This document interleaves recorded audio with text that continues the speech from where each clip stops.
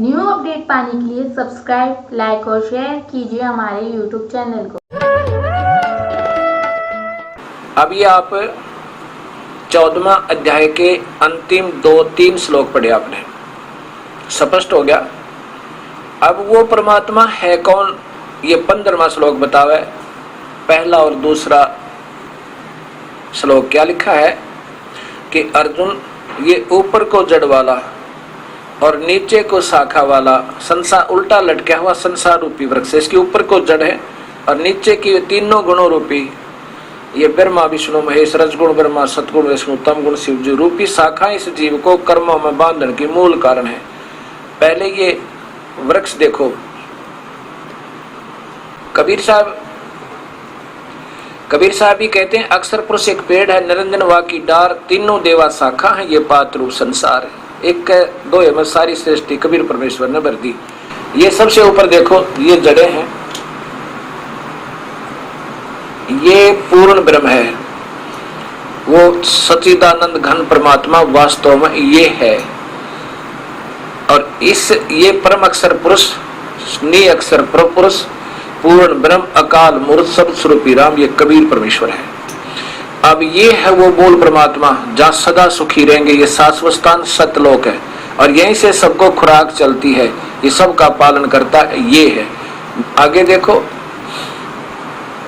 ये अक्षर पुरुष अर्थात परब्रह्म है, ये अक्षर पुरुष परब्रह्म है।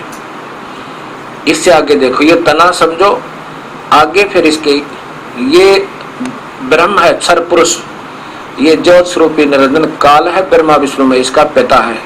आगे ये तीनों देवा शाखा, ये रजगुण ब्रह्मा, सतगुण विष्णु, तमगुण शिव जी, और ये पात्र रूप संसार। ये देखो, ये सब संसार इन पर लटका हुआ एक। अब इसी का गीता जी में उल्लेख किया है। अब 15वां अध्याय दिखाऊंगा आपको, ये पहला ही श्लोक है।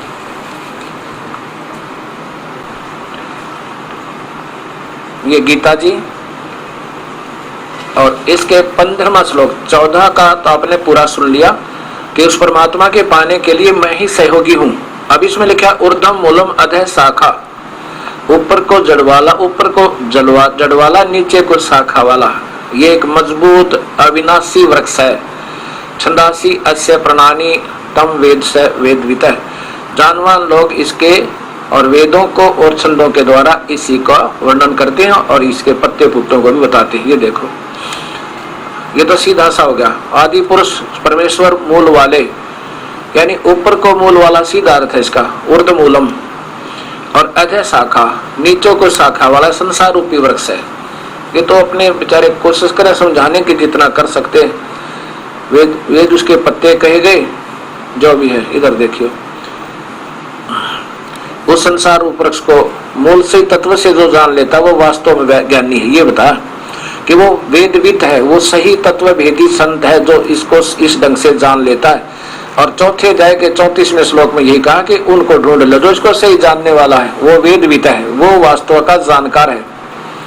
ये प्रमाण देते वो संत है जिसने सबको जान रखा, और वहां जाओ, उससे दीक्षा लो। फिर अब देखो, ये दूसरा, उस संसार वृक्ष की, संसार रूपी वृक्ष की तीनों गुणों रूपी जल प्रवर्धा, तीनों गुणों रूपी गुण प्रवर्धा है, तीनों गुणों रूपी बढ़ी हुई, फैली हुई, इसका अर्थ ये बना सीधा है।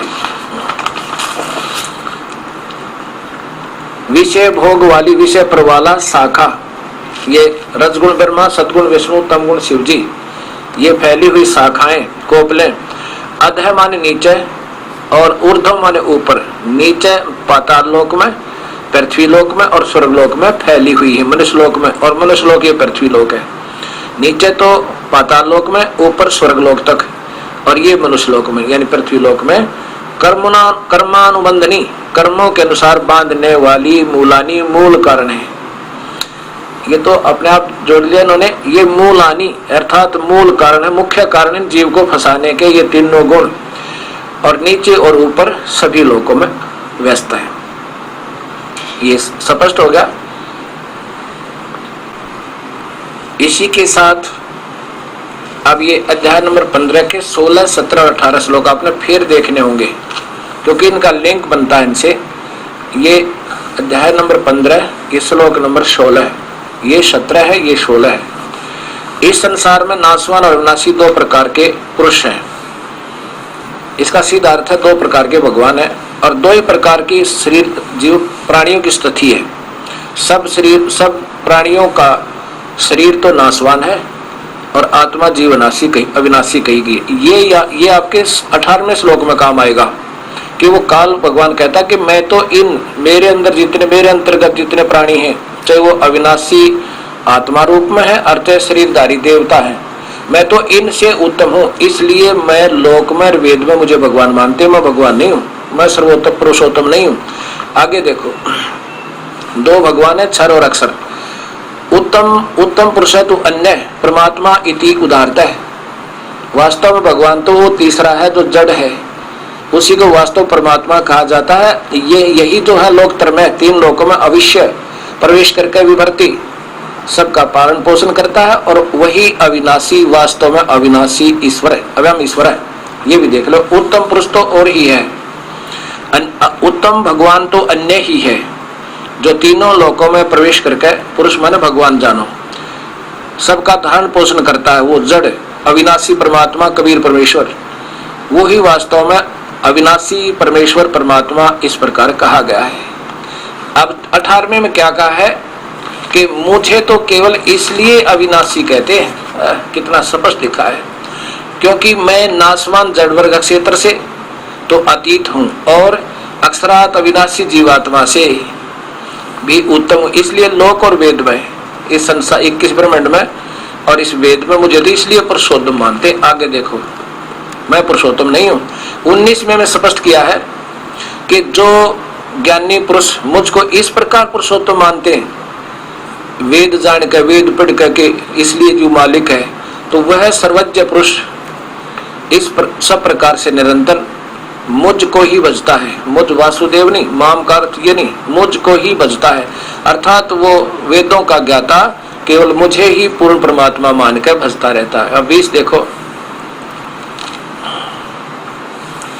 हे निष्पाप अर्जुन, इस प्रकार ये अति रहस्य युक्त गोपनीय शास्त्र मेरे द्वारा कहा गया, इसको तत्व से जानकर ज्ञानवान और कर्तार्थ हो जाते हैं और कर्तार्थ हो जाते हैं, उनका तो बेड़ा पार हो जाएगा। सत साहिब परम पूज्य सुधांशु जी द्वारा, परम आदरणीय सुधांशु जी के द्वारा, और देखिए श्रीमद् भगवत गीता आचार्य सुधांशु जी। इसमें सिर्फ मैं इतना दिखाना चाहूंगा, बाकी आपके पास उपलब्ध है, प्रेम से पढ़ लेना। अध्याय नंबर 17, अध्याय नंबर 17, इसमें यहां से पढ़ना शुरू कीजिए। शास्त्र विधि से हीन, अन्न दान रहित, बिना मंत्र के, बिना दक्षिणा और बिना श्रद्धा के किए जाने वाले यज्ञ को तामस यज्ञ कहते हैं। जो मनमुखी साधना करते हैं, तो कितना दान कर दिया, कितना बनवा दिया, वो शास्त्र विरुद्ध, शास्त्रहीन है। आगे देखो 14 में, देवता ब्राह्मण गुरुजन जीवन मुक्त महापुरुषों का पूजन करना, शुद्धि रखना, सरलता ब्रह्मचर्य का पालन करना, हिंसा न करना, यह है संसार शरीर संबंधी तप है। ये तप के ऊपर के यज्ञ बताए। अब ये तपों के ऊपर आ गया। अब उद्योग न करना, सत्य प्रिय हितकारक भाषण। अब यहाँ इसका अर्थ क्या है कि सत्यम प्रिय हितम, अपने प्यारों के लिए सत्य बात कहना, चाहे वह कितनी कड़वी लागे। जैसे ये दास कह रहा है, उसका अर्थ है कि चाहे अपने प्यारों के लिए सत्य भाषण कहना, चाहे इसका कितना कैसा ही प्रतिफल निकले, वो हिचका नहीं करते। इसको तप कहते हैं, सच्चाई कह देना। सत्यम क्या है? उद्वेग न करने वाला, सत्य प्रिय हितकारक भाषण, यानी अब हितकार में चाहे कितनी कड़वी सत्य जरूर कहे, उसको तप कहते हैं, चाहे कितनी कठिनाई भी क्यों ना उठानी पड़े। जैसे दास आपको बता रहा है, और हो सकता है इस कड़वी सत्य को कुछ महसूस भी कर रहे होंगे, लेकिन सत्य कहने वाले सत्य कहा करते हैं। ये एक तप है, ऐसा तप है। और अभ्यास ध्यान करने व वाणी यह वाणी संबंधी तप कहा। आगे देखो, मन की प्रसन्नता, सौम्य भाव, मननशीलता, मन का निग्रह, भावों की शुद्धि, इस तरह यह मन संबंधी तप कहा। अच्छा, अब 17वां देखो, ये 17वां श्लोक है 17वें ही अध्याय का। परम श्रद्धा से युक्त फल इच्छा रहित मनुष्यों के द्वारा 3 प्रकार शरीर, वाणी और मन का तप किया जाता, उसको सात्विक कहते। ऊपर के तो ठीक है, आगे के देखो। जो तप सत्कार, मान, पूजा के लिए, लोग दिखाने के लिए, लोग दिखावा भाव से किया जाता है, वह इस लोक में अनिश्चित और नाशवान फल देने वाला तप कहा जाता है। आगे देखो, कमाल है। ये 18वां 17वें अध्याय का 19वां श्लोक देखिए। जो तप मूढ़ता पूर्वक, ये ध्यान से देखो, जो तप मूढ़ता पूर्वक हठ योगतः अपने को पीड़ा देकर अथवा दूसरों को कष्ट देने के लिए किया जाता है, वह तप तामस कहा गया है। अपने को पीड़ा देकर, यह जो तप मूढ़ता पूर्वक हठ योग से अपने को पीड़ा देकर अथवा दूसरों को कष्ट देकर कि देने के लिए किया जाता है, वह तप तामस कहा गया है। अब इसी बात पर विचार करना। ये अध्याय नंबर 17 का और श्लोक नंबर 19 आपको आचार्य सुधांशु जी द्वारा टीका की हुई गीता जी का सुनाया, उनके कर कमलों द्वारा। अब फिर ये देखिएगा, ये स्वर्ग की लहरें, परम पूज्य सुधांशु जी महाराज। और फिर ये देखिएगा, यहां देखो, ये 10 वर्ष की आयु में ये नादान बालक कहां फंस गया? हठ योगी विजेंद्र मुनि का संग, ध्यान, साधन और कठिन प्रक्रिया। हठ योगी, ये देख लो, यहां से यहां सारी बात सिद्ध हो जाएंगे आपने। ये बालक आत्मा घूम रही थी भगवान को चाहने के लिए और फंस गया हठ योगी का, जो गीता के विरुद्ध। 10 वर्ष की आयु में हठ योगी विजेंद्र मुनि का साथ, ध्यान साधना की कठिन प्रक्रिया, कठिन शरीर को पीड़ा देकर। आगे देखो, घबराए नहीं, क्योंकि कितना कष्ट हुआ, घबराए नहीं। बाल यशपाल साधना पथ के अडिग पथी बनकर अंतर शक्तियों को जागृत किया। अब ये बात सोचने की है। 6 तो गुरु बेचारों के पहले तो ये हठ योगी फंसा, जैसा माल इसके पास था इन्होंने भर दिया इस पुण्यात्मा में। फिर ये हरिद्वार गए 22 वर्ष की आयु में दर्शनार्थ। फिर नंद किशोर जी का साथ, बनखंडी साधु का साथ, जिसने प्रकाशानंद से ज्ञान ध्यान सीखने का सुअवसर, जिनका एक गुरु ही नहीं, नाना प्रकार के अनजान संतों के पास ये पुण्यात्मा जाती रही। जो उनके पास माल था वो इन्होंने भर दिया और ये उसी का प्रचार कर रहे हैं।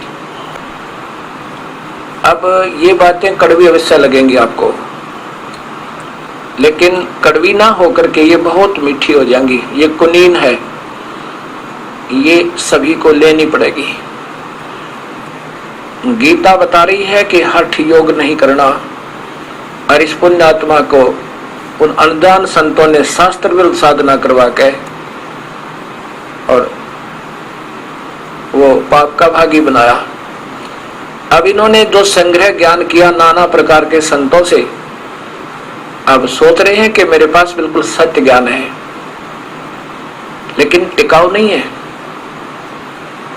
महेश्वर की पूजा करें, शिव की, और गीता बना करें, और फिर पूर्ण परमात्मा की तो बहुत दूर की बातें हैं।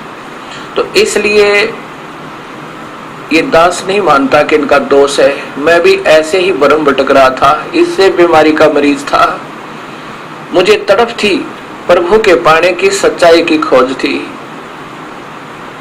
अब दया हुई दाता की, मैंने ये ढेर सारी पुस्तकें पढ़ के अब ये ऐसी लगती हैं जैसे कॉमिक्स हो, जो नादान बालक पे डा करे।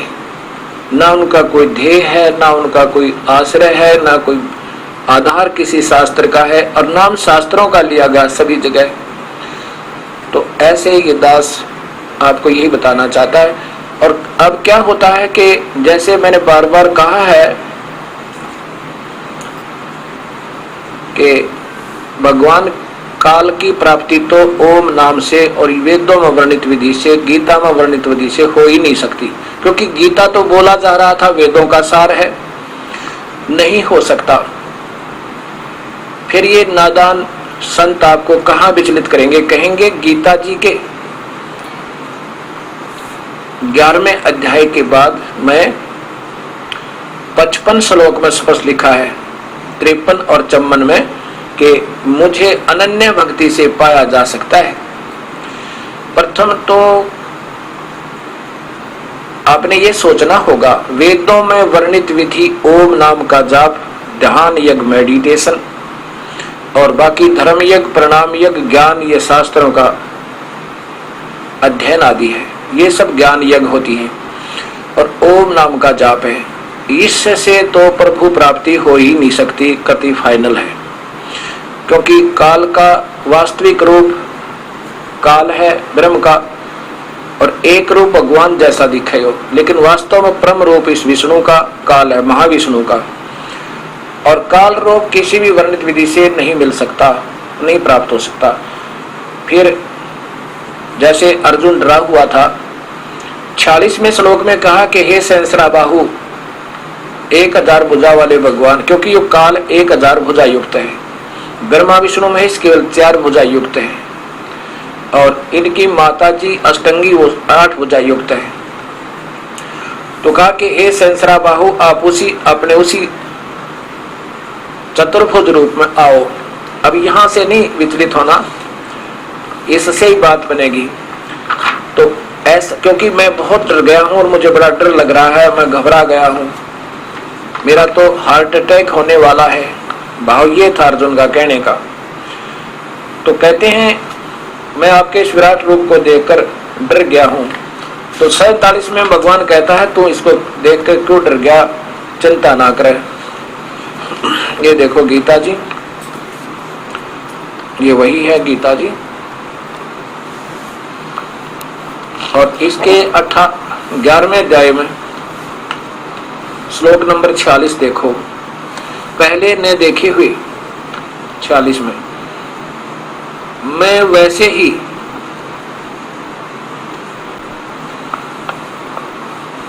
आपको मुकुट धारण किए हुए, ये देखो चतुर्भुजेन, देखो किरीटिनम गदिनम चक्रहस्तम इच्छामि त्वाम दृष्ट्वा अहम तथा एवं तेन एवं रूपेण चतुर्भुजेन सहस्राबाहो भव विश्वमूर्ते। अर्जुन कह रहा है भगवान, मैं आपको गदा पद्म शंख चक्र हाथ में लिए हुए चतुर्भुज रूप में देखना चाहता हूँ। एक सहस्राबाहो, उसी विश्व मूर्ते सहस्राबाहो, उसी चतुर्भुज रूप में हो जाओ। मैं वैसे ही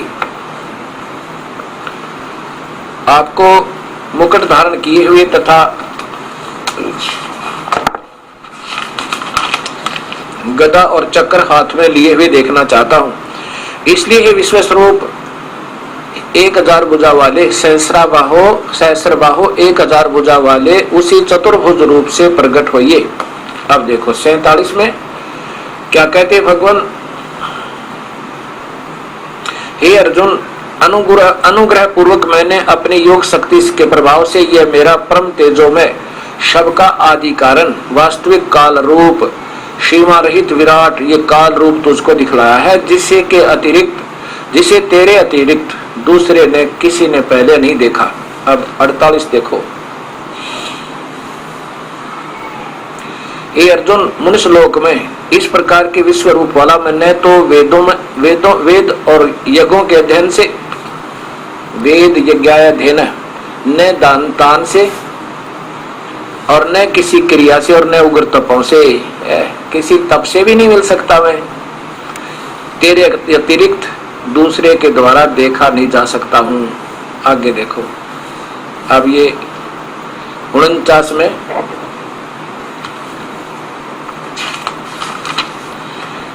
भगवान कहता है कि मेरे इस प्रकार के से इस विकराल रूप को देखकर तुझे व्याकुल नहीं होना चाहिए। और मूढ़ भाव नहीं होना चाहिए। तू भयरहित और प्रतियुक्त मन वाला होकर उसी मेरे इस शंख चक्र गदा पद्म चतुर्भुज रूप को फिर देख। बिल्कुल सही टीका किया है। जहां तक इनकी बुद्धि सही काम कर रही है, बिल्कुल सही कर रहे हैं। जय दयाल गोविंद का जी। वासुदेव भगवान ने अर्जुन के प्रति इस प्रकार कहकर फिर वैसे ही अपने चतुर्भुज रूप को दिखलाया और फिर महात्मा श्री कृष्ण सोममूर्त ने सोममूर्त होकर इस भयभीत अर्जुन को, डरे हुए अर्जुन को धीरज दिया।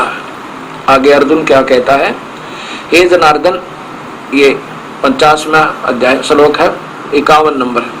हे जनार्दन, आपके इस शांति अति शांत मनुष्य रूप को देखकर मैं अब स्थिर चित्त हो गया हूं, अपनी स्वाभाविक स्थिति को प्राप्त हो गया हूं। आगे देखो 52 में, मेरा जो चतुर्भुज रूप तूने, ये बिल्कुल सही कर रहे हैं आप श्लोक, अर्जुन बिल्कुल सही सलाहत कर रहे हैं जय दयाल गोविंद का जी। मेरे जो चतुर्भुज रूप तूने देखा है यह सुदृश्य, अर्थात इसके दर्शन भी बड़े, बिल्कुल सही किया हुआ है, ही दुर्लभ है। देवता भी सदा इस रूप के दर्शन की आकांक्षा करते हैं। अब यहाँ सोचना होगा,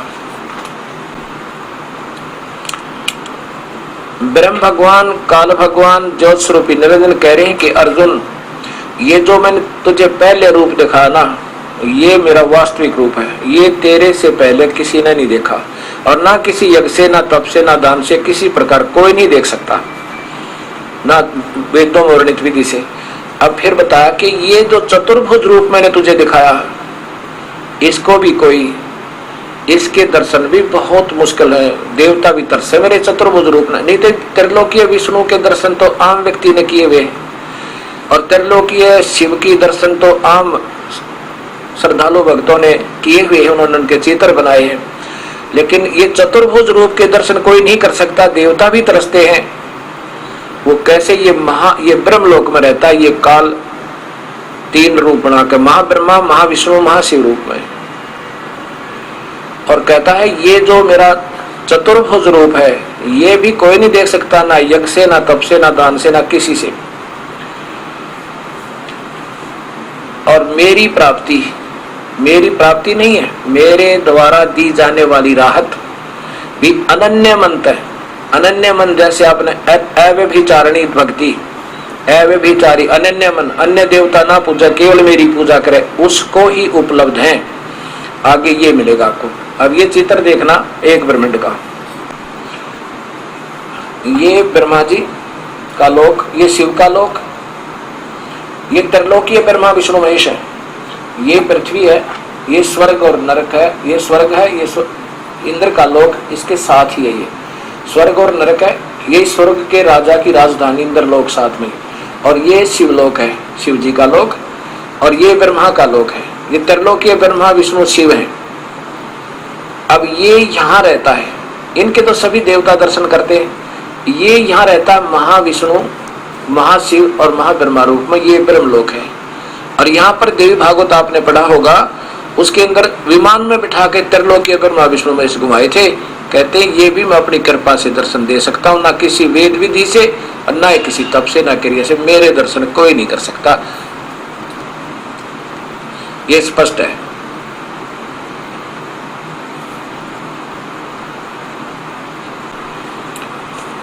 गीता जी को फिर देखिएगा,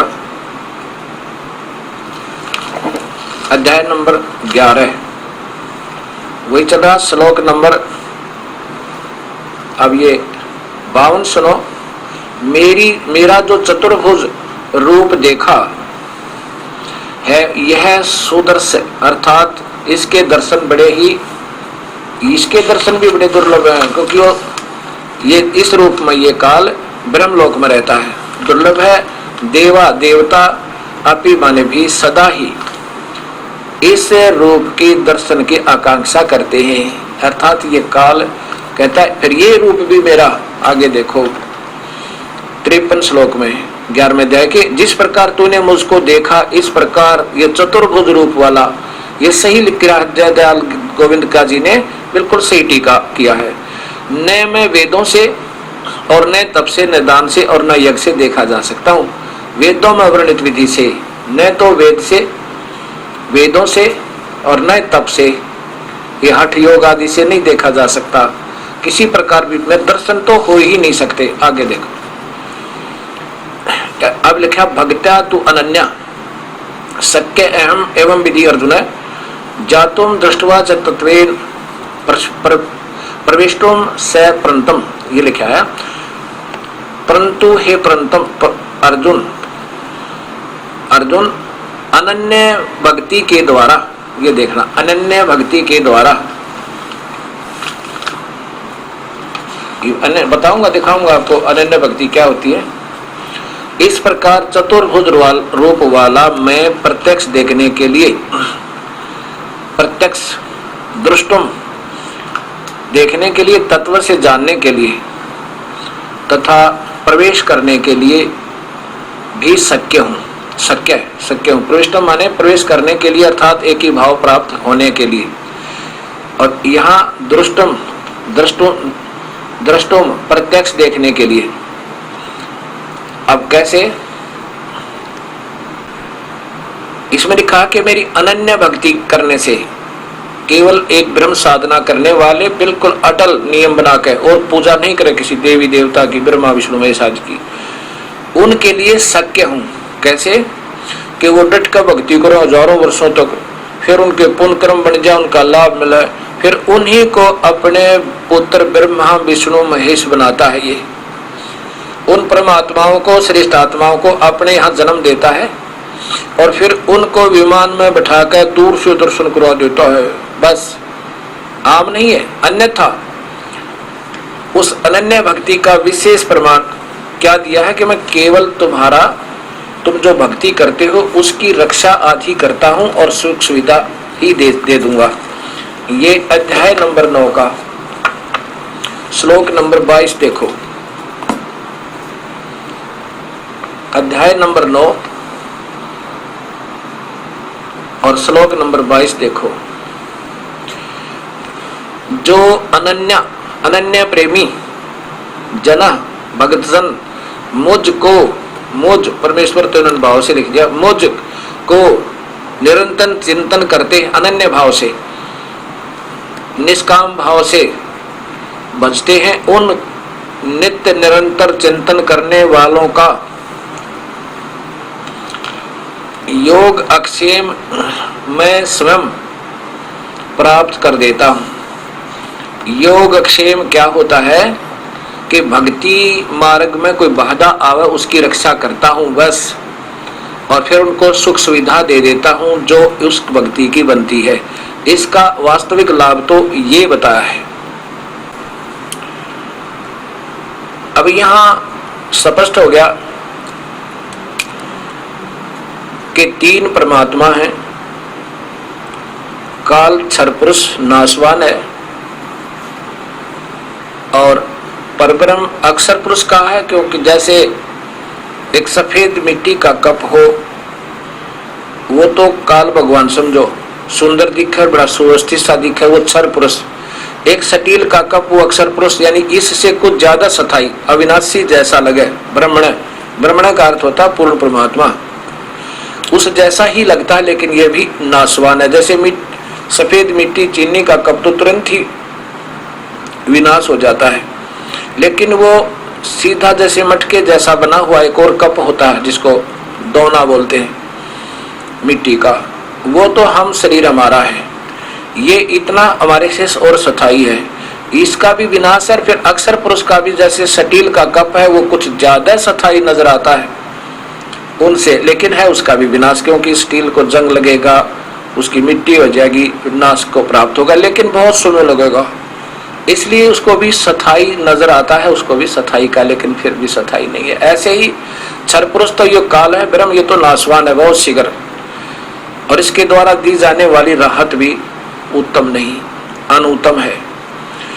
अक्षर पुरुष के लोक में वो खाता नहीं, आयु बहुत लंबी है, वहां भी पशु पक्षी बने हुए हैं, वो कुछ अविनाशी ज्यादा है। उसके बाद वास्तव अविनाशी तो सोना होता है, जैसे उसका अस्तित्व समाप्त नहीं होता, वो कबीर परमेश्वर है, वो तीसरे परमात्मा। एक अव्यक्त काल है, दूसरा अव्यक्त अक्षर पुरुष है, और उस अव्यक्त से भी परे और अव्यक्त वो है वास्तव में अविनाशी। ये गीता जी का सरल भाव है। सत साहिब। इस बारे में कबीर साहब कहते हैं कि काल भगवान तूने सभी को उल्टे रास्ते लगा दिया और अपना ही ज्ञान अधूरा और सतभक्ति नहीं करने देता, तू अधूरा ज्ञान दे के। और फिर उसके कारण क्या हो गया, समाज में जो अनजान संत हैं उनको तो विवेकशील, उनके ना जाने कितनी उपमा दी जाती हैं, बड़े अच्छे विचारवान हैं, विवेकशील हैं, बहुत बड़े विद्वान हैं, और जो सच्चाई बताता है उसको कहते तो गवार है, क्या जाने ऐसे ही देवताओं के विरुद्ध बोलता है, झूठ बोलता है। और जबकि सत्य सामने होती है तो उसके लिए कहा है, निरंजन धन तेरा दरबार, निरंजन धन तेरा दरबार, जहाँ पर तनक नाय विचार, जहाँ पर तनक न्याय विचारी। वैसा ओढ़े मुल मुल खासा, गल मोतियन के आर, वैसा ओढ़े मुल मुल खासा, गल मोतियों के आर।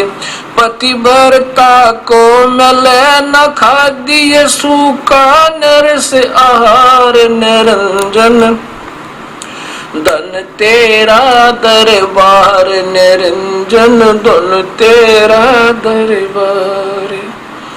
पाखंडी का आदर जग में संत को कह लबाड़े, पाखंडी का आदर जग में संत को कह लबाड़। अज्ञानी को परम विवेकी, ज्ञानी को मूड गंवार, निरंजन धन तेरा दरबार, निरंजन धन तेरा दरबार। जहाँ पर तनिक न न्याय विचार, जहाँ पर तनिक न न्याय विचार। कह कबीर सुनो भाई साधो, सब उल्टा व्यवहार, कह कबीर सुनो भाई साधो, सब उल्टा व्यवहार। सच्चे को तो झूठ बतावे, ये झूठों का एतबार, निरंजन धन तेरा दरबार, निरंजन धन तेरा दरबार। जहाँ पर तनिक न न्याय विचार, जहाँ पर तनिक न न्याय विचार। कह कबीर सुनो भाई साधो, सब उल्टा व्यवहार, कह कबीर सुनो भाई साधो, सब उल्टा व्यवहार। सच्चे को तो झूठ बताओ, ये झूठों का एतबार, निरंजन धन तेरा दरबार, निरंजन धन तेरा दरबार। जहाँ पर तनिक न न्याय विचार। सत आस्था चैनल पर चल रहे परिभाषा प्रभु की जो धार्मिक कार्यक्रम है, इसको देख करके बहुत सी भक्तात्माएं विस्मित हो रही हैं कि ये ऐसी सत्य शास्त्रों में विद्वान रही और भगत समाज तक नहीं पहुंच पाई। एक भक्त हमारे पास आया, उसने कहा कि महाराज जी, मैं आपके आश्रम से पुस्तक लेकर गया, गहरी नजर गीता की में, जो आपके द्वारा गीता का टीका है। जब मैं इसको पढ़ने लगा तो मुझे लगा कि इसमें तो ऐसे तुक्के लगा रखे हैं, ये कोई ढंग से उल्लेख यानी सरलार्थ नहीं किया गया है।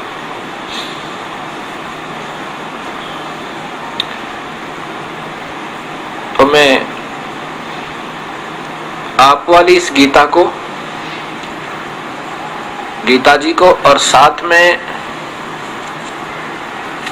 जो हम आम पढ़ते रहते हैं, जो हमारे पास घरों में विद्यमान है, गीता प्रेस गोरखपुर से प्रकाशित गीता जी को लेकर गया। एक मेरा दोस्त है,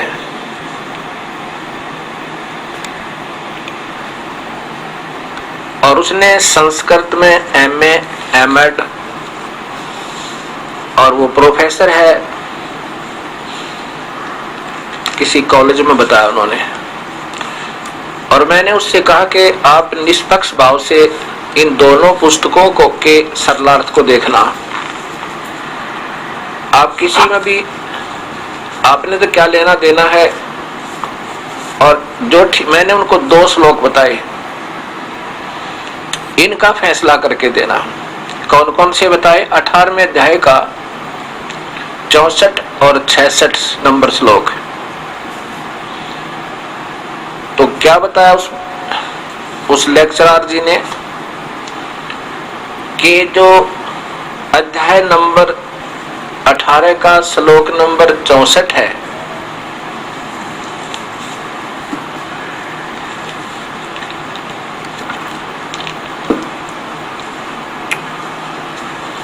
श्लोक नंबर जो 64 है,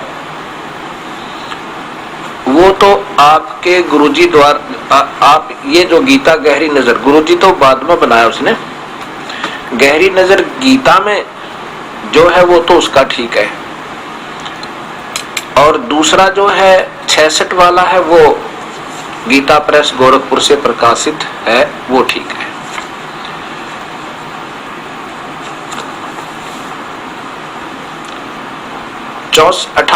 गीता अध्याय नंबर 18 का ये देखिएगा, श्लोक नंबर 64, गीता प्रेस गोरखपुर से प्रकाशित, आदरणीय गीता जी,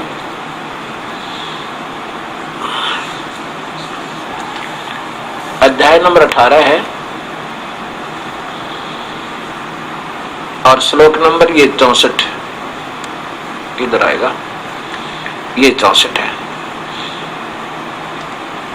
ये इसमें स्पष्ट है, गुह्यतमं भूय शृणु मे परमं वचः, इष्ट असि मे दृढ़म् इति तत वक्ष्यामि ते हितम्। इन महापुरुषों ने इष्ट का अर्थ प्रिय कर दिया। यहाँ पर लिखना था मेरा पूज्य देव, इष्ट देव वही पूर्ण परमात्मा है, क्योंकि यहाँ पर उस पूर्ण परमात्मा की महिमा चलती आ रही है 46वें श्लोक तक। तो इसको तो उस लेक्चरर साहब ने बताया कि आपके गुरुदेव ने जो किया है वो सही है, इसका इष्ट माने इष्ट देव, असि माने है, स्पष्ट है। ये तो जैसे इस दास ने किया है, ये देखिएगा।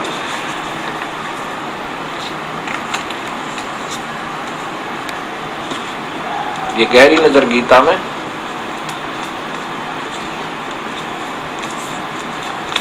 और इसके ये 64 नंबर श्लोक है, इधर देखिएगा, ये 64 नंबर श्लोक है। इष्ट में ऐसी दृढ़म इति तत्वक्ष्यामि ते हितम। गुह्यतमम माने संपूर्ण गोपनीयों से व्यति गोपनीय, मे माने मेरे, परमम माने परम, रहस्य युक्त, हितम माने हितकारक वचन, ते तुझे, भूय माने फिर, वक्ष्यामि कहूंगा, ततः माने इससे, श्रवण माने सुन, इति माने यह पूर्ण ब्रह्म, मे माने मेरा, दृढ़ माने पक्का, निश्चित, इष्ट, पूज्य देव, असि माने है। तो ये तो दास ने किया है कि उस महापुरुष ने बताया ये सत्य है, ठीक है। लेकिन 66वें श्लोक को मैंने कहा, फिर उन्होंने कहा कि 66वां जो श्लोक है वो उनका बताया कि वो गीता प्रेस गोरखपुर में है, वो ठीक है। इसमें क्या 66 में सर्वधर्मान परित्यज माम, इसका सीधा अर्थ ये बनना चाहिए कि सभी मेरी धार्मिक क्रिया कर्मों को, पूजाओं को तो मुझ में पूजाओं को छोड़कर एकम शरणम व्रज अहम तवाम पापेभ्याम सर्व पापेभ्या मोक्षामि मा शुचः।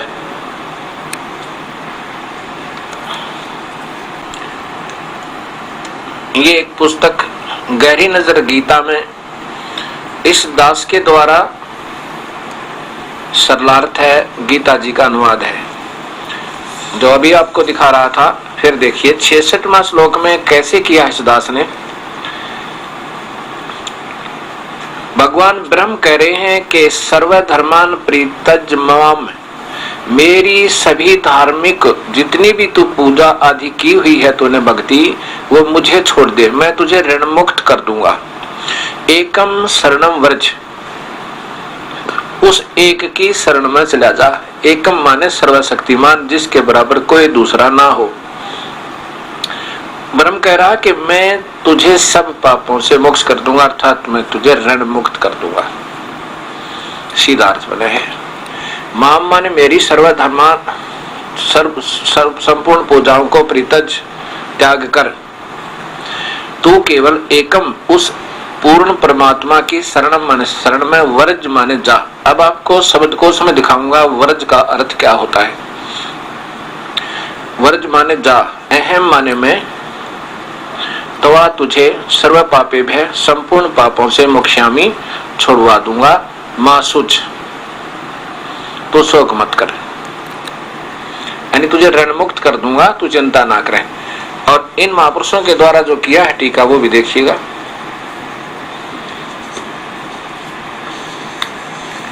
यही गीता प्रेस गोरखपुर से प्रकाशित वही।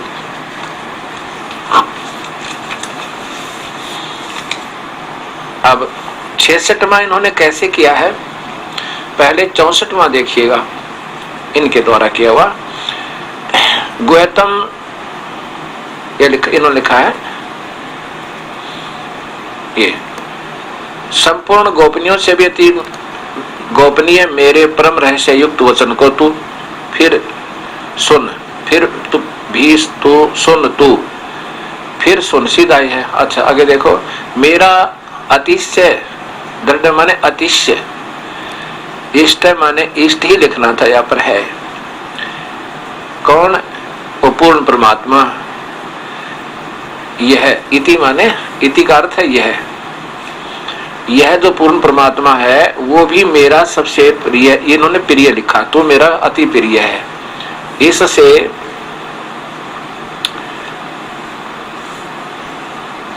परम हितकार वचन मैं तुझे कहूंगा। अब 65 में लिखा है, 65 में सीधा लिखा है कि मुझ में मन वाला हो, मेरा भक्त बन, मेरा पूजन करने वाला हो, मुझ में प्रणाम कर, ऐसा करने से मुझे ही प्राप्त होगा। तुझसे सत प्रतिज्ञा करता हूं, क्योंकि मेरा अत्यंत प्रिय है। अब जो ना प्रिय या सामने फिर आ गया। अब कहता है कि मेरा पूजा करेगा तो तू मेरे में रहेगा, इसमें कोई शक नहीं। आगे फिर देखो, ये 66वां श्लोक है जिसमें व्रज शब्द का आपको अर्थ दिखाऊंगा डिक्शनरी में, शब्दकोश के अंदर। सर्वधर्मान परित्यज्य माम एकम शरणम व्रज अहम तमाम पापेभ्यः मोक्षामि सर्व पापेभ्यः मोक्षामि मां शुचः। अब यहाँ की संस्कृत देखो महापुरुषों की।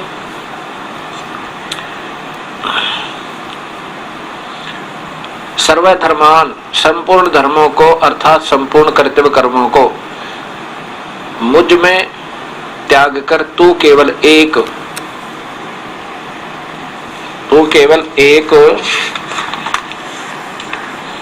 मुझ सर्वशक्तिमान, माम का अर्थ मुझ सर्वशक्तिमान सर्वाधार परमेश्वर की शरणम माने शरण में, व्रज माने आजा।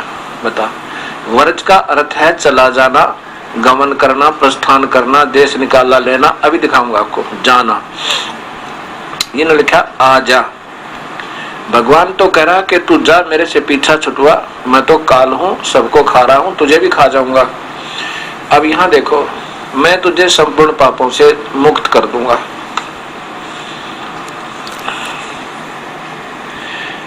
अब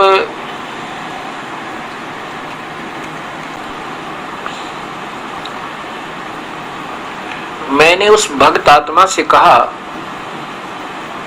जो ये दोनों पुस्तकों का निर्णय लेकर के मेरे पास आया कि भगत जी एक बात सोचो, ये तो उन्होंने सही बताया कि वो कह रहे हैं हाँ भगवान के मेरा एक उपास्य इष्ट भी वही है, अर्थात मैं भी उसकी पूजा करता हूं, उसका ध्यान करता हूं। आपको तो इतना ही बहुत था। जब वो स्वयं स्वीकार कर रहा ब्रह्म, मान लीजिए आप कृष्ण मान रहे हो, श्री कृष्ण जी ही बोल रहे हैं, आप ही के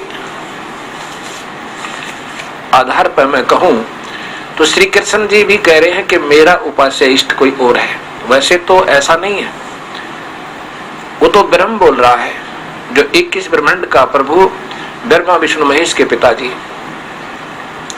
तो आपको तो इतना ही काफी था कि ये भगवान कह रहा कि मेरा पूज्य देव कोई और है और मैं भी उसी की पूजा करता हूं, तो तू भी उसी की शरण में जा। अब ये देखिएगा, गीता जी आदरणीय आसाराम जी द्वारा टीका, श्री संत श्री आसाराम जी आश्रम अहमदाबाद, श्रीमद् भगवत गीता, इसके 18वें श्लोक देखिएगा। 18वें अध्याय का श्लोक नंबर पहले 64 देखो। 64 में तो इन्होंने यही लिखा है, ये अध्याय नंबर 64 ना, अध्याय नंबर 18 श्लोक नंबर 64। संपूर्ण गोपनीयों से भी अति गोपनीय मेरे परम रहस्य युक्त वचन को तू फिर सुन, तू मेरा अति प्रिय है। इष्ट माने इन्होंने भी प्रिय ही लिखा। इससे यह परम हितकारक वचन मैं तुझसे कहूंगा। अच्छा, अब छठा 66वां देखिएगा।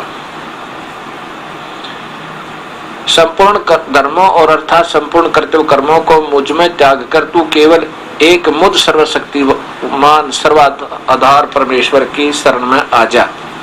मैं तुझे संपूर्ण पापों से मुक्त कर दूंगा, तू शोक मत कर, आ जा। वर्ज माने आ जा। ये दिखाना चाहता हूं मैं आपको। श्री आचार्य सुधांशु जी महाराज श्रीमद् भगवत गीता, इनके द्वारा टीका है। ये 18वां अध्याय,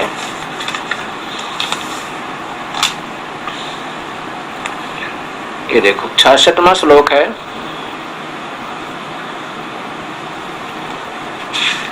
ये 66वां श्लोक देखिएगा, गीता अध्याय 18। वही है कि वर्ज संपूर्ण धर्मों का आसरा छोड़कर संपूर्ण धर्मों का आश्रय छोड़कर तू केवल मेरे शरण में आ जा। मैं तुझे संपूर्ण पापों से मुक्त कर दूंगा, चिंता मत कर।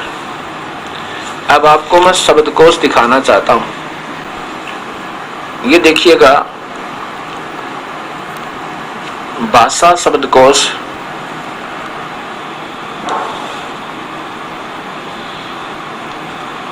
इधर देखिए नीचे, राम नारायण लाल बेनी प्रसाद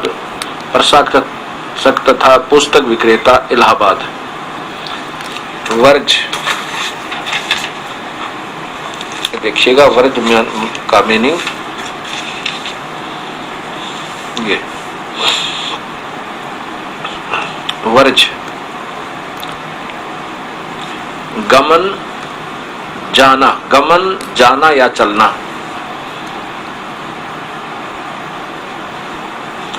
समुद्र, वृंद, कृष्ण का लीला क्षेत्र आदि आदि। फिर नीचे देखो वर्जन, वर्जन चलना जाना। अच्छा, दूसरा शब्दकोश देखिए, दूसरा शब्दकोश देखिए, राज्यपाल हिंदी शब्दकोश हरदेव बाहरी, डॉक्टर हरदेव बाहरी। और इसमें देखिएगा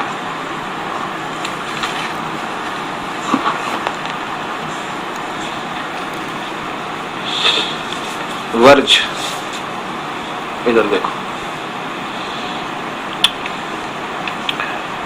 इसमें वर्जन शब्द से प्रारंभ है। वर्जन माने गमन और जाना। वर्ज का अर्थ लिखा है ना, मार्ग, सड़क, समूह, झुंड, गोपों की बस्ती। और वर्जन गमन जाना, दो हो गए। और तीसरा और दिखाता हूं संस्कृत वाला।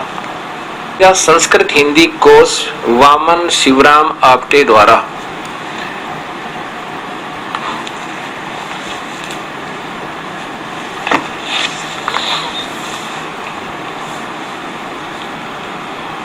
ये देखो ऊपर वर्ज, वर्ज का अर्थ है जाना, चलना, गति करना आदि। विदा होना, सेवा से निवृत्त होना, पीछे हटना। अब यहां पर इन्होंने 2 नंबर पर क्या लिखा है कि पधारना, पहुंचना, दर्शन करना। और किसका आश्रय लेकर लिखा है? गीता अध्याय 18 के 66 का, माम एकम शरणम व्रज। क्योंकि इस गीता से ही ये डिक्शनरी बनाने की चेष्टा की है इसने। और साथ में इन महापुरुषों को जिन्होंने पहले गीता का टीका किया है, ये असमंजस में पड़ गया कि कहीं तू ना गलती लिख दे, एक अक्षर ये और जोड़ दे बस इसमें। ऐसे ये सब कहानी बिगड़ती जा रही है। अब देखो नीचे वर्जन माने, यहां फिर विचलित हो गए। वर्जनम, ये देखो वर्जनम, घूमना, फिरना, यात्रा करना, निर्वासन, देश निकाला, चले जाना, यानी खिसक जाए यहां से, ये इसका अर्थ बनता है। ये एक अनुवादकर्ता का गीता जी और दिखाता हूं आपको। ये श्रीमद् भगवत गीता,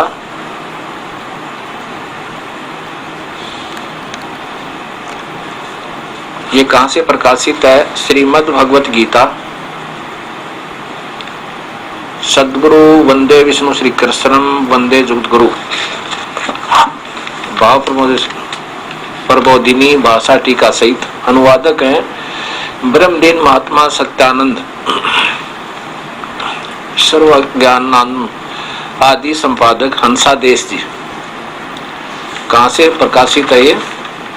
मानव उत्थान प्रकाशक है, मानव उत्थान सेवा समिति 2/12 पंजाबी बाग नई दिल्ली। ये यहां देखिए, ये श्री हंसराज जी महाराज इस हंसादेश पंथ के प्रवर्तक हैं, परम संत सतगुरुदेव हंसराज जी महाराज। और इनके परम शिष्य व पुत्र ये श्री सतपाल जी महाराज, इन्हीं के आश्रम से प्रकाशित है, जो इनको मान्य है। ये अध्याय नंबर 18 64 से 64, 65, 66 ये श्लोक इन्होंने किया है। यहाँ इकट्ठे किए हैं इन 3 श्लोकों का। तो ये है सर्व धर्मों के कर्मों को छोड़कर केवल मेरी शरण में आ जा, मेरी शरणागत रूप धर्म में लग, मैं तुझे संपूर्ण पापों से मुक्त कर दूंगा।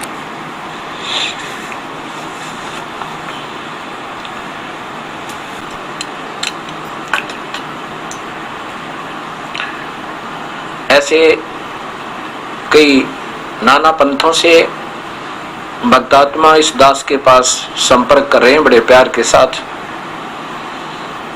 कोई पत्र व्यवहार कर रहा है तो कोई टेलीफोन से, और कोई स्वयं आकर के अपना शंका का समाधान करवा रहे हैं और फिर उपदेश प्राप्त कर रहे हैं। एक भक्त जी आए हमारे पास, उन्होंने बताया कि मैं 4-5 गुरु बदल चुका हूं, अभी तक मेरी कहीं पर भी तसल्ली नहीं हो पाई।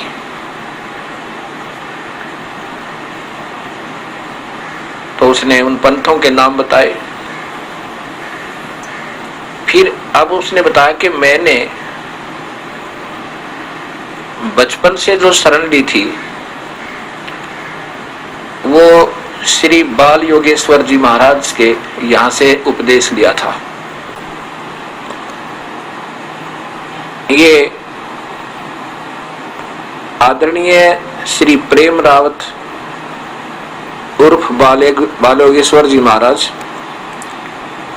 हैं। उसने बताया कि इस महापुरुष से मैंने उपदेश लिया था जब मैं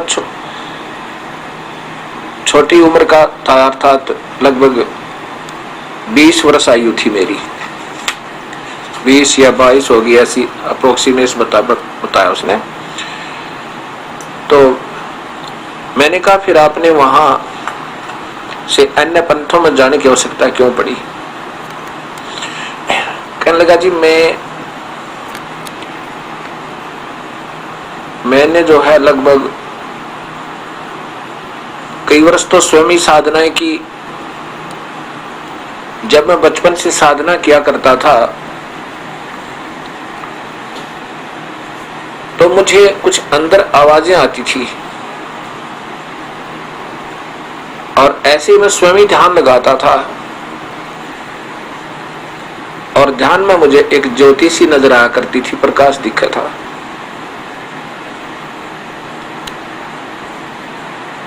तो मैं कईयों से पूछा तो कई महापुरुषों ने, किसी ने ढंग का जवाब मुझे नहीं दिया।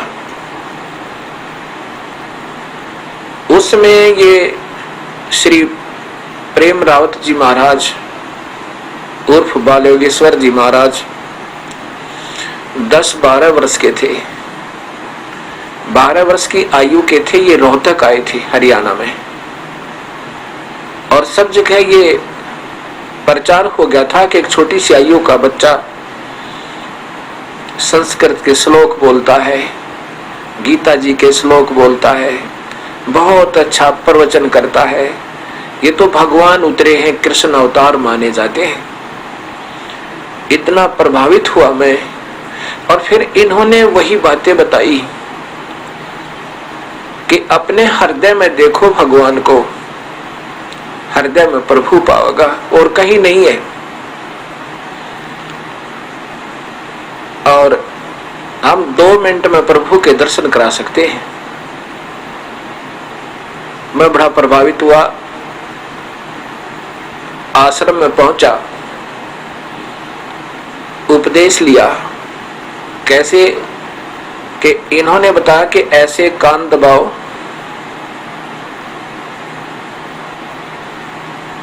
और थोड़ा सा श्वास भी रोको, जितना रोक सकते हो, और अंदर आवाजें आएंगी, फिर ऐसी आएंगी। अभी तो ये शुरुआत में दिखाई है आपको, ये जो छोटी छोटी आवाजें आ रही हैं, अब तुम अभ्यास करोगे तो तुम्हें आगे बहुत कुछ दिखाई सुनाई देगा। फिर ऐसे आंखें दबाई,